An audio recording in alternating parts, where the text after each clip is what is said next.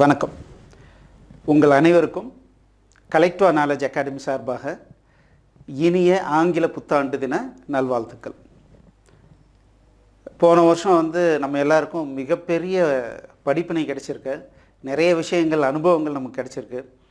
So எனக்கு பார்த்திங்கன்னா பர்சனலாக பார்த்திங்கன்னா ஒரு சின்ன ஆக்சிடெண்ட்டு, 2 விரலில் மட்டும் அடி, ஃப்ராக்சர் ஆகி கொஞ்சம் ஆப்ரேஷன்லாம் பண்ணி இப்போ தான் கொஞ்சம் தேறிட்டு வருது.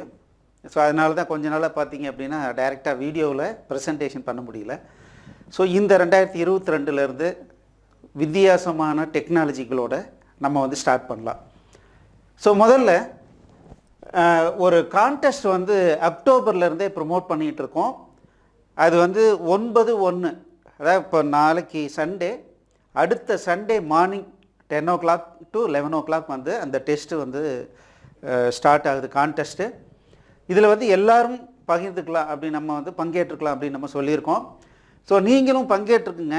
ஏன்னா யாராக இருந்தாலும் சரி, சார் வேறு டிபார்ட்மெண்ட்டாக இருந்தாலும் சரி, படிச்சுட்டு இருக்கிறேன் யாராக இருந்தாலும் சரி, இது ஒரு சின்ன ஒரு பூஸ்டப். எங்களுடைய மோட்டிவேஷன் என்னன்னா, இந்த மாதிரி ஒரு சின்ன கான்டெஸ்ட் அட்டன் பண்ணும்போது ஒவ்வொருத்தருக்கும் ஒரு குறிக்கோள். நான் குறைஞ்சபட்சம் 60% நான் பாஸ் பண்ணணும். அந்த மாதிரி ஒரு ஃபோக்கஸ் வச்சு நம்ம அட்டன் பண்ணி அந்த 60% அச்சீவ் பண்ணிட்டோம்னாவே நம்ம ஜெயிச்சுட்டு தான் அர்த்தம். நமக்கு பரிசு கூட தேவையில்லை. ஸோ அதுக்கு என்ன பண்ணியிருக்கோன்னா, ஒரு 2 மணி நேரம் வீடியோ சி ப்ரோக்ராமிங்கில், அந்த 2 மணி நேரத்து வீடியோவில் இருந்து தான் கான்டெஸ்ட்டே வரும். இப்போ ப்ராக்டிஸ் பண்ணிக்கிறதுக்கு ஒரு சின்னதாக டெஸ்ட்டும் ஆட் பண்ணியிருக்கோம். நீங்கள் பண்ண வேண்டியதுன்னா இந்த சைட்டுக்கு வர வேண்டியதுதான். CKA Collectiva Knowledge Academy .collectiva.in/t for tiny URL ITAC IT Awakening Contest. So இந்த லிங்க் பார்த்தீங்கன்னா கீழே டிஸ்கிரிப்ஷனில் கொடுத்துருக்கோம். அதை கிளிக் பண்ணி இந்த கான்டெஸ்ட்டுக்கு வாங்க. குறிப்பாக நாளைக்கு சண்டே மார்னிங் 10 AM ஒரு ப்ராக்டிஸ் டெஸ்ட், அடுத்த வாரம் எப்படி இருக்கும் அப்படிங்கிறத ஒரு ப்ராக்டிஸ் டெஸ்ட் ஒரு சின்ன ரிவ்யூ பண்ணிவிட்டு ஒரு ப்ராக்டிஸ் டெஸ்ட் வைப்போம். கண்டிப்பாக எல்லோரும் ஜாயின் பண்ணிக்கோங்க. காலையில் 10 o'clock ஜாயின் பண்ணிக்கோங்க. ஸோ போன வருஷம் பார்த்தீங்கன்னா மொபைல் அப்ளிகேஷன் ஃப்ளட்டரில் ஃப்ளட்டர் ப்ளஸ் டாட் லாங்குவேஜ் இதில் பண்ணனா ரொம்ப யூஸ்ஃபுல்லாக இருக்கும் அப்படின்னு சொல்லி நம்ம ஸ்டார்ட் பண்ணோம். நிறைய பேர் ரொம்ப கோஆப்ரேஷன் கொடுத்தாங்க. நிறைய பேர் ஜாயின் பண்ணாங்க. ஒவ்வொருத்தரும் சார் ரொம்ப நல்லா இருக்குது, இந்த ஃப்ளட்டர் வந்த வாட்டி ஒரு மிகப்பெரிய கான்ஃபிடென்ஸ் வந்திருக்கு, நான் வேலைக்கு போகணும் இல்லையோ எனக்கு தெரிஞ்ச எல்லாருக்கும் நான் கண்டிப்பாக மொபைல் அப்ளிகேஷன் நான் ரெடி பண்ணி கொடுக்க முடியும் அப்படின்னு நிறைய பேர் சொல்கிறாங்க. ஸோ அந்த flutter course nearly finishing stage வந்துருச்சு. ஸோ நான் ஏற்கனவே ஒரு 2 வருஷத்துக்கு முன்னால் இருந்தே நிறைய டெக்னாலஜியை நான் இம்ப்ளிமெண்ட் பண்ணி ட்ரை பண்ணிகிட்டு இருக்கேன். எனக்கு ஒரு சாட்டிஸ்ஃபேக்ஷன் வரணும். ஒரு டெக்னாலஜி வருது அப்படின்னா அந்த டெக்னாலஜியை முழுமையாக உபயோகப்படுத்தி ஒரு மிகப்பெரிய அப்ளிகேஷன் ரெடி பண்ண முடியுமா அப்படிங்கிறத பார்த்துட்டு தான் நான் அந்த டெக்னாலஜியை உபயோகப்படுத்துவேன். ஸோ அந்த மாதிரி ஒரு 2 வருஷமாக நான் வாட்ச் பண்ணிகிட்டு இருக்கேன். ஸோ அதில் பார்த்தீங்க அப்படின்னா இப்போது லேட்டஸ்ட்டாக .NET Core 6.0, ஏற்கனவே .NET அப்படின்னு சொல்லிட்டு 4.5 அப்படின்னு சொல்லிட்டு ரிலீஸ் பண்ணியிருந்தாங்க. இந்த .NET Core அப்படிங்கிறது என்டையர்லி டிஃப்ரெண்ட் லைப்ரரி. அது என்னங்க சார் .NET Core? ரொம்ப சிம்பிளாக சொல்லணுன்னா, இது வரைக்கும் மைக்ரோசாஃப்ட்டு உலகத்தில் இருக்கிற எல்லா சர்வரும் கம்ப்யூட்டரும் மைக்ரோசாஃப்டினுடைய OS தான் இருக்கணும், அந்த மாதிரி நம்ம புரட்சி கொண்டு வரணும்னு போராடினாங்க. பட் அது முடியல. ஸோ இப்போ என்ன பண்ணிட்டாங்கன்னா, இவங்க மற்ற எல்லா OSக்கும் தகுந்த மாதிரி எப்படி ஜாவாவை ஆதி காலத்தில் ரிலீஸ் பண்ணாங்களோ அதே வேலையை இப்போ .NET Core அப்படிங்கிற பேரில் லைப்ரரி ரிலீஸ் பண்ணுறாங்க. அஃபிஷியலாக அனௌன்ஸ் பண்ணிட்டாங்க, பழைய .NET ஃப்ரேம் ஒர்க்கை இனிமேல் நாங்கள் இம்ப்ரூவ் பண்ண மாட்டோம், அதனால் ஸ்லோ அண்ட் ஸ்டெடியாக நீங்கள் புது .NET Coreக்கு மைக்ரேட் பண்ணிக்கோங்க அப்படின்னு சொல்லிட்டாங்க. இந்த .NET Core பார்த்தீங்கன்னா 1.0லேருந்து ஆரம்பித்து இன்றைக்கி 6.0 வரைக்கும் வந்துருச்சு. இப்போ தான் ஒரு ஸ்டேபிளான ஸ்டேட்டுக்கு வந்திருக்கு. ஸோ இதை நான் ரொம்ப நாளாக ஃபாலோ பண்ணிகிட்டு இருக்கேன். பட் ஒரு சாட்டிஸ்ஃபேக்ஷன் இல்லை. பார்ட் ஆஃப் த லைப்ரரி மட்டும் போர்ட் பண்ணியிருந்தாங்க. பட் இப்போது எப்படி இருக்குது அப்படின்னா, இந்த .NET Core யூஸ் பண்ணி console application, Windows application, mobile application, அப்படி இல்லைன்னா ASP.NET வெப் அப்ளிகேஷன், இது எல்லாத்தையும் நம்ம ரெடி பண்ண முடியும். அதை எந்த OSல வேணாலும் கொண்டு போய் டெப்ளாய் பண்ணி ரன் பண்ணிக்க முடியும். உங்களுக்குலாம் நல்லா தெரியும், நம்ம இதை டெப்ளாய் பண்ணும்போது ஒரு டெடிகேட்டட் சர்வரோ இல்லை விபிஎஸ் விர்ச்சுவல் ப்ரைவேட் சர்வரோ நம்ம பை பண்ணும்போது அந்த ஆப்ரேட்டிங் சிஸ்டத்துக்குன்னு நம்ம பே பண்ணுற காஸ்ட் வந்து ரொம்ப ஜாஸ்தி. அதே பார்த்தீங்க அப்படின்னா CentOS அப்படின்னு சொல்லிட்டு லைனக்ஸ் வெர்ஷன் ஒன்று இருக்குது, அதெல்லாம் பார்த்தீங்க அப்படின்னா ஃப்ரீயாக கொடுக்குறாங்க.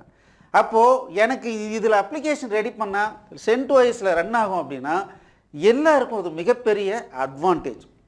ஸோ அதனால் இப்போ என்டையர் வேர்ல்டும் பார்த்தீங்கன்னா, ஏன்னா .NET வந்து மைக்ரோசாஃப்ட்னுடைய ப்ராடக்ட் எப்போவுமே ரொம்ப சிம்பிளிசிட்டியாக இருக்கும், இன்னொன்று டெடிக்கேட்டடாக இருக்கும். ஏன்னு கேட்டிங்கன்னா அவங்க வந்து விஷுவல் ஸ்டுடியோவுக்கு சார்ஜ் பண்ணுறாங்க. அதனால் என்ன ஆகுதுன்னா, ஏதாவது ஒரு கம்ப்ளைண்ட் வந்தால் இம்மிடியேட்டாக அதுக்கு ரெக்டிஃபிகேஷன் ஒரு டீமை வச்சு பண்ணி கொடுத்துட்ருக்காங்க.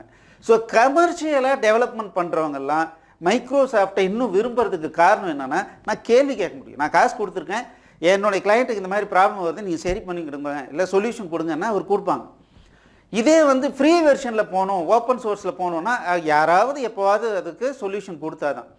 ஸோ அந்த மாதிரியான விஷயத்தில் பார்த்தீங்கன்னா கண்டிப்பாக மைக்ரோசாஃப்ட் டெக்னாலஜி ரொம்ப லீடிங்கில் தான் இருக்குது. அவங்களுடைய .NET கோர் அப்படிங்கிறது எந்த ஓஎஸில் வேணாலும் ரன் பண்ணிக்கலாம். அப்படிங்கும்போது இப்போது நிறைய பேர் வேர்ல்டு வைடில் ஜாவாலாம் கேட்குறதில்ல, .NETல டெவலப்பர் எனக்கு வேணும், .NET கோர் டெவலப்பர் எங்களுக்கு வேணும்னு நிறைய ரெக்குயர்மெண்ட் வந்துட்டுருக்கு. ஸோ அதை நம்ம இந்த வருஷம் வந்து கண்டிப்பாக பார்க்க போகிறோம். அதே சமயத்தில் .NET கோர் யூஸ் பண்ணி ASP.NET MVCனுடைய கோட் ஃபர்ஸ்ட் அப்ரோச் அப்படிங்கிற மெத்தடில் எப்படி வெப் அப்ளிகேஷன் ரெடி பண்ணுறது, எவ்வளோ பெரிய அப்ளிகேஷனாக இருந்தாலும் சரி ரொம்ப ஈஸியாக நம்ம ரெடி பண்ணலாம். அது எப்படி பண்ணுறதுன்றதை நம்ம இனிமேல் பார்க்க போகிறோம். அதுக்கப்புறம் பார்த்திங்கன்னா ReactJs. ஸோ நாங்கள் என்ன பண்ணோம்னா, ஒரு 3 இயர்ஸ்க்கு முன்னால் ஸ்டார்ட் பண்ணும்போது AngularJS யூஸ் பண்ணோம், ரொம்ப நல்லா இருந்தது. பட் என்ன அப்படின்னா, அன்ஃபார்ச்சுனேட்டாக கூகுள் என்ன பண்ணிட்டாங்கன்னா, அந்த AngularJS-ஐ ட்ராப் பண்ணிட்டாங்க. இதுக்கு மேலே அதில் சப்போர்ட்டோ டெவலப்மெண்ட்டோ பண்ண மாட்டோம், அது ஓடுற வரைக்கும் ஓடும், அவ்வளோதான், எரர் வந்துச்சுன்னா நாங்கள் சப்போர்ட் கொடுக்க மாட்டோம்னு சொல்லிட்டாங்க. ஆகையினால ஒரு ஆல்டர்னேட் தேவைப்படுது. ஸோ அதுக்கு பதிலாக கூகுளுடைய Angular போகலாம். பட் Angularல போனோம்னா என்ன ஒரு டிஸ்அட்வான்டேஜ்னா, டைப் ஸ்கிரிப்ட் அப்படிங்கிற ஒரு லாங்குவேஜில் நம்ம வந்து கோடிங்லாம் டைப் அடிக்கணும். அப்போ என்ன பண்ணணும், டைப் ஸ்கிரிப்டையும் கற்றுக்கணும். அதுக்கு பதிலாக நான் ReactJsக்கு போனேன் அப்படின்னா, இது நம்மளுடைய ஃபேஸ்புக்கால் வந்து மெயின்டைன் பண்ணப்படுது. இன்றைக்கி வேர்ல்டில் 60% வெப்சைட்டில் ReactJs யூஸ் பண்ணி தான் டெவலப்மெண்ட் பண்ணுறாங்க. ஏன்னா நான் டைப் ஸ்கிரிப்ட்டுக்கு போக தேவையில்லை, ஜாவா ஸ்கிரிப்ட்லேயே நான் கோடிங் பண்ணிக்க முடியும். அதுவும் இல்லாமல் காம்பனண்ட் பேஸ்டாக டெவலப்மெண்ட் பண்ணி கொடுக்குறாங்க. ஸோ அதனால் இப்போ நாங்கள் என்ன பண்ண போகிறோம்னா, எங்களுடைய அப்ளிகேஷனுக்கெலாம் ReactJsக்கு தான் மைக்ரேட் பண்ணிகிட்ருக்கோம். அதுவும் இல்லாமல் Angular அப்படிங்கிறது கண்டிப்பாக ஒரு பவர்ஃபுல்லான ஒரு platform, Java script platform. So அதை பற்றி நம்ம வந்து கற்றுக்க போகிறோம், ஏன்னா இதில் ஜாப் ஆப்பர்ச்சுனிட்டி நிறைய இருக்குது. அடுத்தது பார்த்திங்கன்னா Blazorன்னு ஒரு டெக்னாலஜி. மைக்ரோசாஃப்டில் எப்படி வந்து Node.jsன்னு ஒன்று வந்துச்சு, அது வந்த வாட்டி கிளையண்ட்டில் மட்டும் ஜாவா ஸ்கிரிப்டை யூஸ் பண்ணுன்றதில் சர்வர் சைட்லேயும் ஜாவா ஸ்கிரிப்டை யூஸ் பண்ணி டெவலப்மெண்ட் பண்ணலாம் அப்படின்ற ஒரு ஸ்டேஜ் கொண்டு வந்தாங்க. அதே மாதிரி மைக்ரோசாஃப்ட் என்ன பண்ணியிருக்காங்கன்னா, C# சர்வர் சைடு மட்டும் நீங்கள் யூஸ் பண்ணணுன்ற அவசியம் இல்லை, கிளையண்ட் சைடுக்கும் நீங்கள் C# யூஸ் பண்ணி வெப் டெவலப்மெண்ட் பண்ணலாம் அப்படின்னு சொல்லி ஒரு டெக்னாலஜி கிரியேட் பண்ணியிருக்காங்க. அந்த டெக்னாலஜிக்கு பேர் Blazor.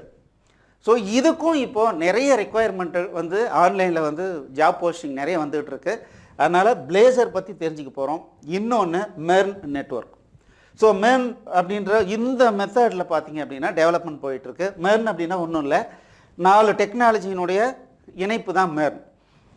MongoDB டேட்டாபேஸ்க்கு வந்து MongoDB யூஸ் பண்ணுறோம், எலாஸ்டிக்னு ஒரு டெக்னாலஜி, ReactJs, அதுக்கப்புறம் Node. ஸோ இது எல்லாம் பேஸ் பண்ணி நிறைய டெவலப்மெண்ட் போகுது. குறிப்பாக சின்ன சின்ன அப்ளிகேஷன்லாம் ரெடி பண்ணோன்னா இந்த MongoDB ரொம்ப யூஸ்ஃபுல்லாக இருக்கும். ஸோ எங்கே வேணாலும் ஈஸியாக நம்ம டெப்ளாய் பண்ணிக்கலாம். ஸோ அதனால் பார்த்திங்கன்னா இதுக்கும் நிறைய ரெக்குயர்மெண்ட் இருக்குது. ஸோ இந்த வருஷம் மார்ச்சுக்குள்ளார இந்த எல்லா டெக்னாலஜியும் கவர் பண்ணி நிறைய வந்து வீடியோஸ் வந்து ரிலீஸ் பண்ண போகிறோம். நம்ம சேனலுக்கு சப்ஸ்கிரைப் பண்ணிக்கோங்க. கீப் வாட்சிங். All the best. தேங்க்யூ.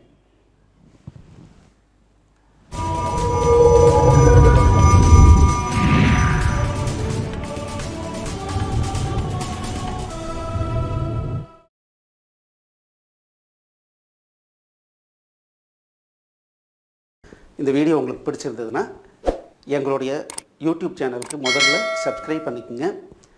இந்த வீடியோவை லைக் பண்ணுங்கள், ஷேர் பண்ணுங்கள். மேலும் இந்த யூடியூப் சேனலில் பார்த்தீங்க அப்படின்னா நிறைய கோர்சஸ் போட்டிருக்கோம். நீங்கள் என்ன பண்ணலாம் அப்படின்னா எங்களுடைய வெப்சைட் அட்ரஸ்க்கு வந்தீங்க அப்படின்னா அதில் ஃப்ரீ கோர்சஸ் அப்படின்னு சொல்லிட்டு எல்லா யூடியூப் கோர்சஸையும் லிஸ்ட் பண்ணியிருக்கோம். உங்களுக்கு பிடிச்ச கோர்ஸை நீங்கள் வந்து ஸ்டார்ட் பண்ணி ப்ளே பண்ணலாம். நன்றி.